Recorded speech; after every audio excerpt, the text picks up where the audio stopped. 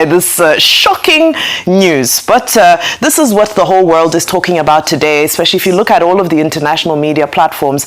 And as we're here on the ground, I think it's important for us to lead. So World Brief today is focusing on the airstrikes that have taken place in northwest Nigeria. So of course, as everybody already knows, the President of the United States of America, Donald Trump, and the Department of War have confirmed the launch of numerous airstrikes against ISIS terrorists in Sokoto State, northwest Nigeria, that they have described as perfect, powerful, and deadly. Now, this development was revealed after a series of posts on both X and Truth Social from Trump, Pete Hegseth, and the Department of War itself. The federal government of Nigeria has also confirmed that the strike was performed with its full collaboration in line with established international practice and bilateral understandings. So whilst further details continue to unfold, here is what we do know. It is very likely that this attack may have been launched from the U.S. Navy destroyer known as the USS Paul Ignatius. I hope they can help us put that Navy warship on the screen so you can see the USS Paul Ignatius. And it would have been using Tomahawk cruise missiles. Now, the U.S. Naval Forces Europe and Africa confirmed a port visit of a similar battleship. What you're seeing on your screen is actually a Tomahawk missile. Now, a similar battleship was spotted in Agadir, Morocco on December 9th, and this was confirmed via Twitter by the U.S. Navy. Now, prior to that, it had moored at the Toulon Navy base in France on November 20th. So it has been used for NATO exercises in the past under the Operation Steadfast Defender 2024. It's named after Paul Ignatius, who served as a U.S. Secretary of the Navy under President Lyndon Johnson from 1967 to 1969, and it was commissioned into service into 2019. Now, of course, what you see on your screen at the moment are the Tomahawk cruise missiles. So let's talk about Tomahawk cruise missiles briefly. They are long-range precision weapons that conventionally strike against fixed or semi-fixed targets by using GPS, terrain contour matching, and scene matching. They fly at a low altitude and so are usually very difficult to detect by radar, and that's why they are said to be so impactful. They're typically used for what is known as the opening phases of war. Now, in the past, Tomahawk cruise missiles have been used in Iraq, former Yugoslavia, Libya, and Syria. However, it's also very important for us to note that only the instance of Libya represents a collaborative effort with the nation's government, because at that time, the National Transitional Council had actually actively requested for military support. However, in the cases of former Yugoslavia, Iraq, and so forth, those examples can be described as attacks or invasions. Now, let's come back here to Nigeria, of course, as the airstrikes also came after weeks of United States intelligence, surveillance, and reconnaissance flights. That's ISR flights over the area. So you can see these on your screen now. This is some data extracted from open source intelligence sources. So you have apps like Flight Radar, for example, where you can go and you can see all aviation activity that happens in the world. It's free, it's accessible to everybody. And you have aviation aficionados who track these aircraft. So you can see here in the Sokoto area where this aircraft, the bottom has been cut off, but the information also contained here will describe the nature of the aircraft. So this was them doing surveillance, trying to get more information of the area. This was on a different day as well, where some similar activity was taking place, and this has been happening over and over again and was also widely reported. Now, however, the targeted area, if we can now move over to our map of the region, the targeted area in the northwest is better known for banditry, whilst concentration of terrorist activity is largely in the northeast. Now, if they can help me with the map on the wall, we want to look at some of the geopolitical dimensions in the region, because we know that Islamic State activity in this area is largely attributed to being an offshoot to similar activity in next-door Niger.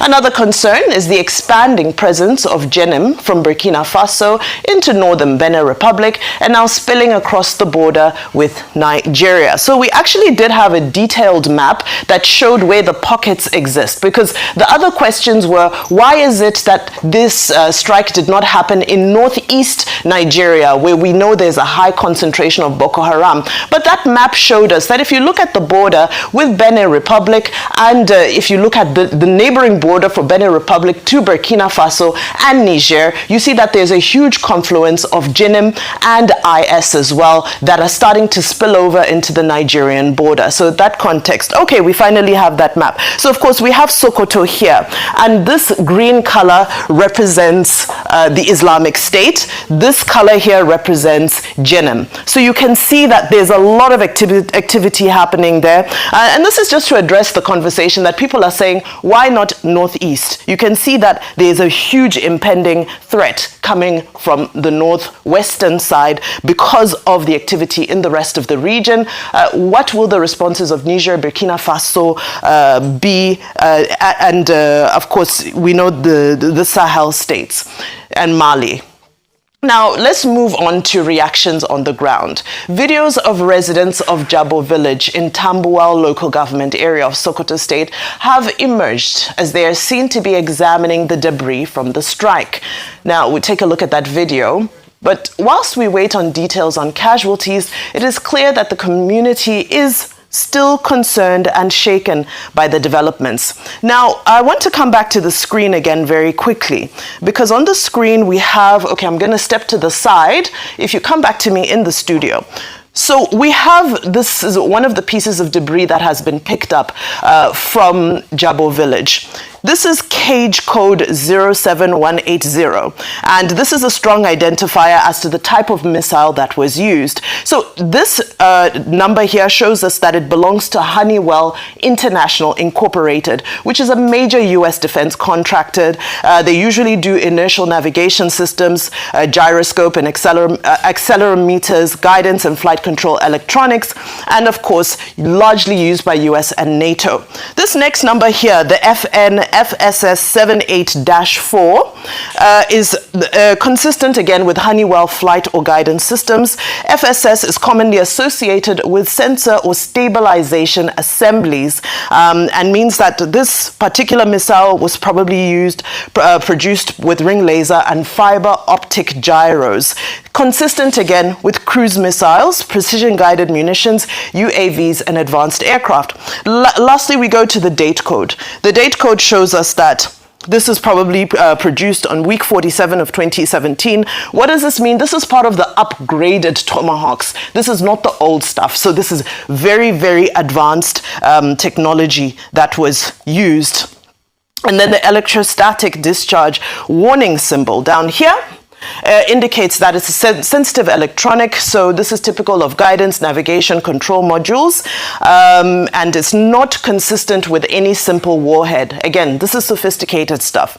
So all of these numbers, as picked up from the debris on the ground, show us that this is consistent with a Tomahawk missile being dropped on the ground, and it rules out any possibility of it having been dropped by a military aircraft or any UAV guidance subsystem. So that is confirmed, along with, I wish we could have seen the picture of that warship. If you've seen the flag on that on the warship, on the USS Paul Ignatius, you would have seen that it's also consistent with the video that the Department of War had uploaded onto social media earlier today to confirm that this is a warship that has come from France, docked in Morocco before stopping in Atlantic waters to launch this attack.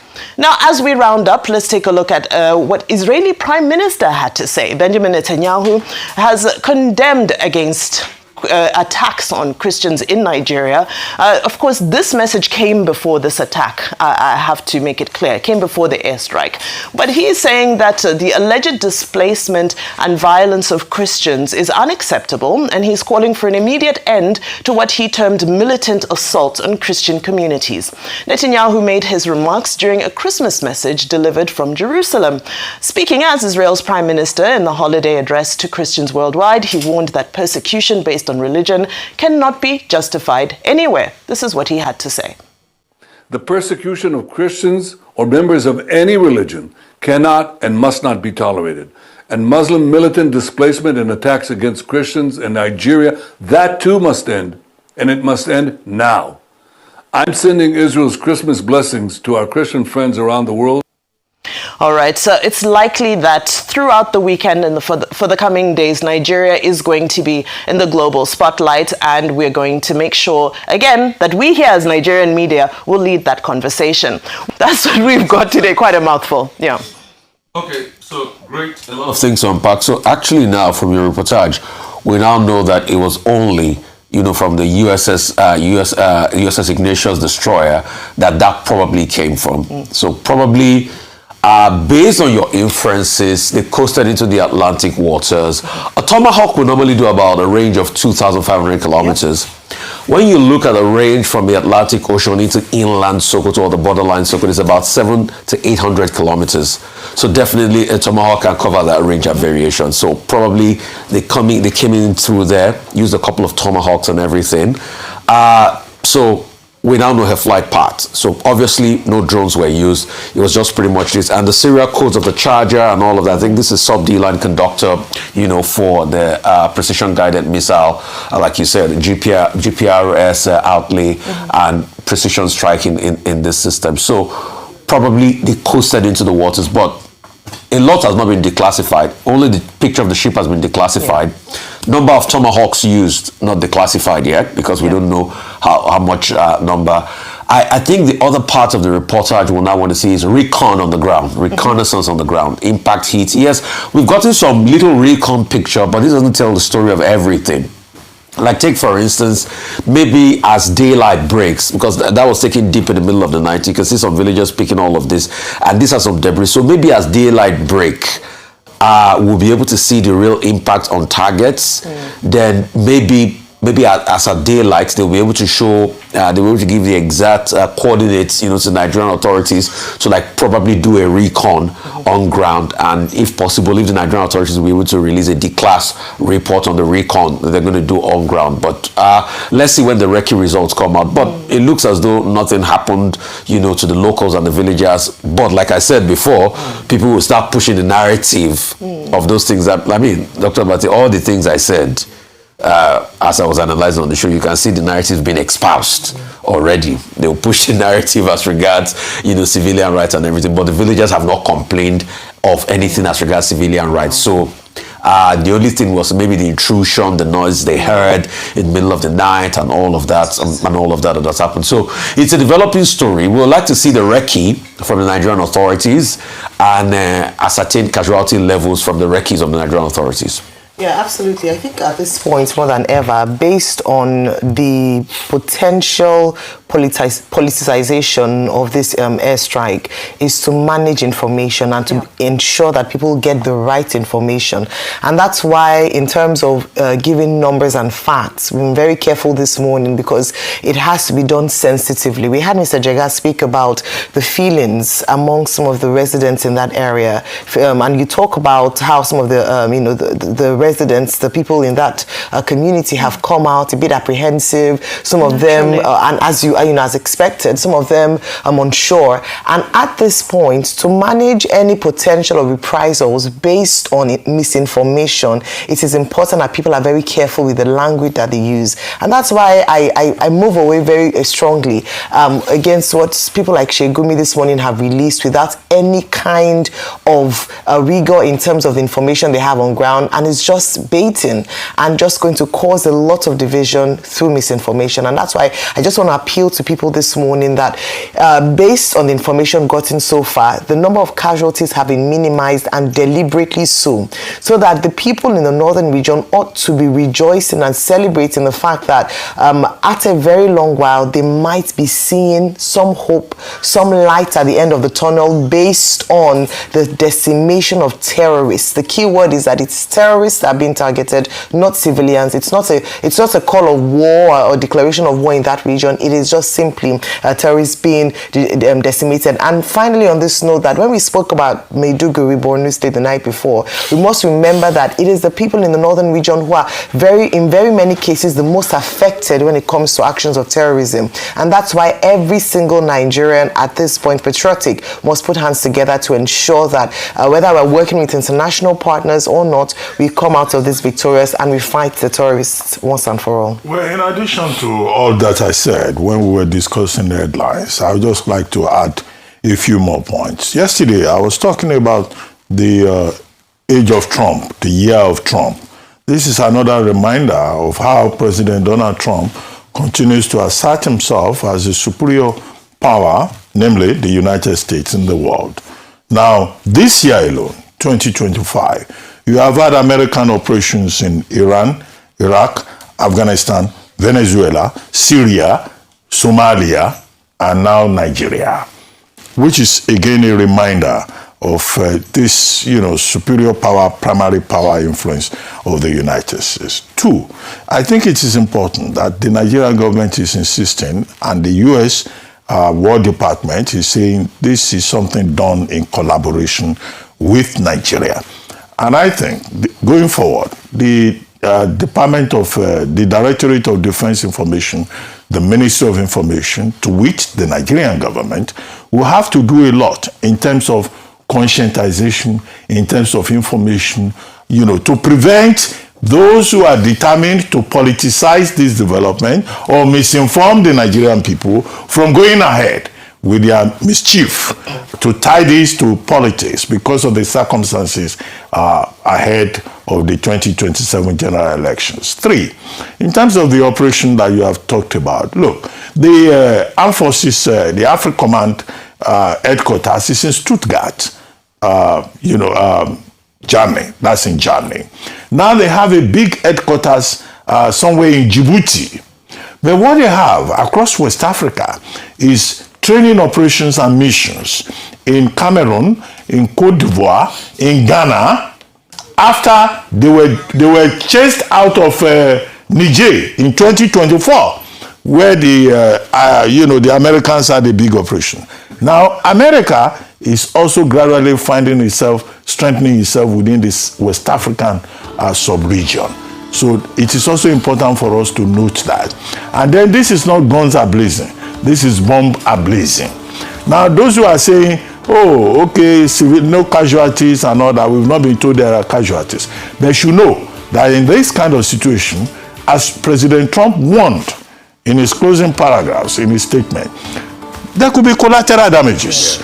So this is the beginning of a new phase in terms of Nigeria's effort to fight and combat international terrorism. The only safe side is that, okay, those talking about sovereignty, I said, look, some of these arguments that people are bringing up, they come from ignorance, from sheer asinine, puerile, understanding of this subject. So this is not about politics, but Nigeria should be prepared for the fact that this is a new phase in terms of how we fight terrorism. The government has a lot of work to do. I think that's just about it, more or less. If the subject comes up again, I will have thought up other dimensions. But I also love that you